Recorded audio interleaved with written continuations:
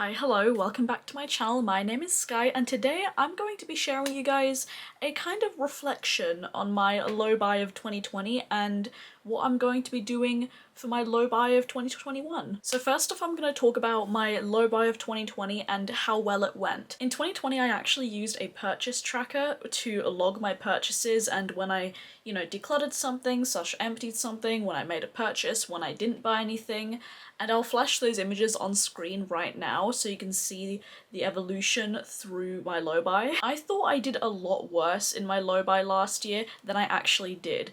I don't think I went too crazy. The only months where I made a few more purchases than I intended were February and October, but that's to be expected. February is my birthday month and October we don't talk about. And overall I did really well. However, I actually rewatched my low buy video, like my low buy intro to 2020, and I said that I was gonna go on an eyeshadow palette no buy for 3 months.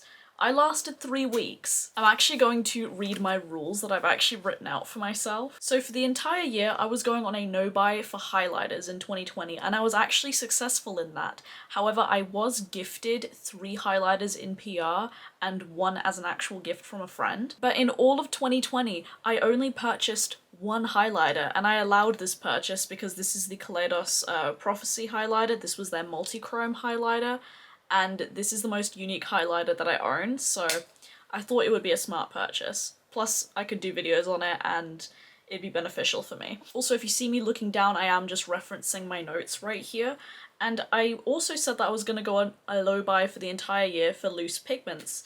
I didn't purchase any up until October. I purchased 3 flaky loose pigments from the Pastel Roses, and those are the loose pigments that I actually use the most now, and I still really enjoy them. So even though I kind of failed in that regard, I'd still say I was pretty successful. I mean, I only purchased 3 pigments out of the entire year. I don't think that's too bad. I was also on a no-buy for lip pencils, and I still haven't bought any. I just not a lip liner person. Wow, I can't speak. I was also on a kind of no-buy for lip gloss. However, lip gloss I've learned is something that I really love and really appreciate, and I want to have more variety in my collection. So in 2020, I believe I purchased 2 full-size Fenty glosses, 2 from Odin's Eye, and I was sent 1 in PR, and I also got the mini gloss bomb set from Fenty, which isn't too bad. That's not too crazy for me, and I do get use out of all of my lip glosses. Now in 2020, I was on a no-buy for 3 months for face primer, foundation, and eyeshadow palettes. Face primer, I didn't purchase any face primer in those 3 months,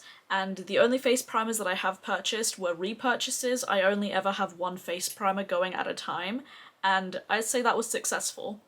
Face primer and usually base products aren't really a big issue for me. Foundation, I haven't purchased any foundations at all. For the most part, I don't wear foundation, I just wear primer and concealer. Like today, I'm just wearing concealer.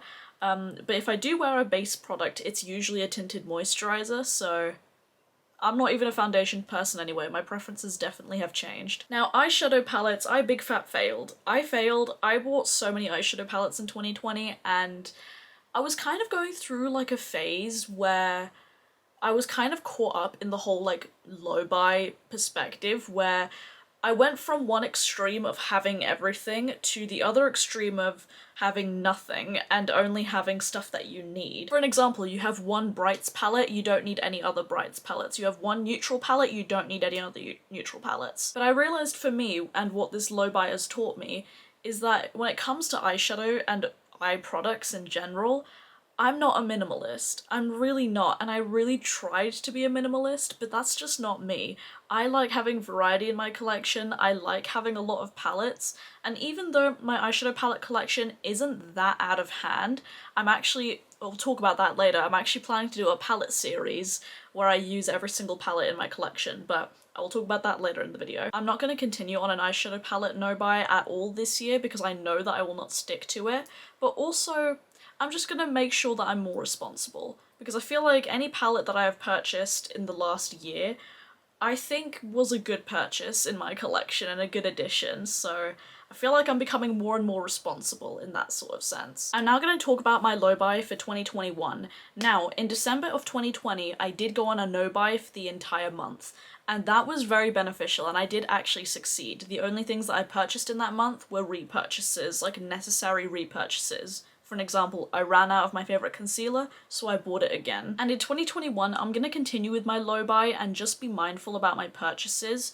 And if I want something, I'm going to see if I can wait maybe a month, unless it's limited edition. That's the only, like, loophole that I have. Unless it's limited edition, I must want something for a month or be like outrageously excited to try it before I purchase it. I'm not the type of person that buys things on launch day. There's very few products in my collection that I actually bought on launch day. So I feel like that's a realistic goal that I can set for myself.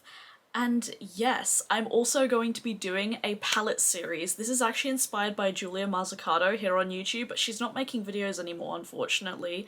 But this is totally inspired by her. I've actually already spoken a bit about it on my makeup Instagram. Basically, I'm going to rotate through all of my palettes in my collection, and I'm going to do 3 looks with each palette and just continue on through them and make videos with each one. For an example, the look that I'm wearing today is part of a 3 looks 1 palette plus review video with the Lunar Beauty Moonspell palette. And with this series, it's kind of a way for me to get use out of my collection, and instead of using each palette just once, I thought using them 3 times gives me like a good idea of like how a palette works and like a more variety of looks that I could do essentially. Once I've used a palette 3 times, unless I need it for a very specific look, I'm not allowed to reach for it again until I've gone through all of my palettes. I feel like that's going to be a bit difficult. I might tweak the rules, like for an example, if I need to run to the store and I don't feel like sitting down and filming my makeup look, then yes, I'll just use whatever palette that I feel like that day. But for the most part, I do have time to film, and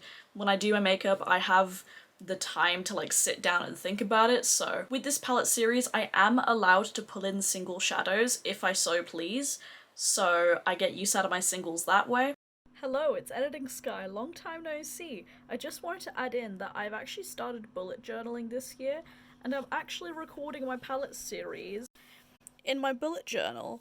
So I've written down all of the palettes that I own in alphabetical order. There are a couple of palettes in here that I don't currently like have in my hands yet, but they're on the way to me, like the It's Frickin' Bats palette by Shroud, and that one right there, which you'll learn about later.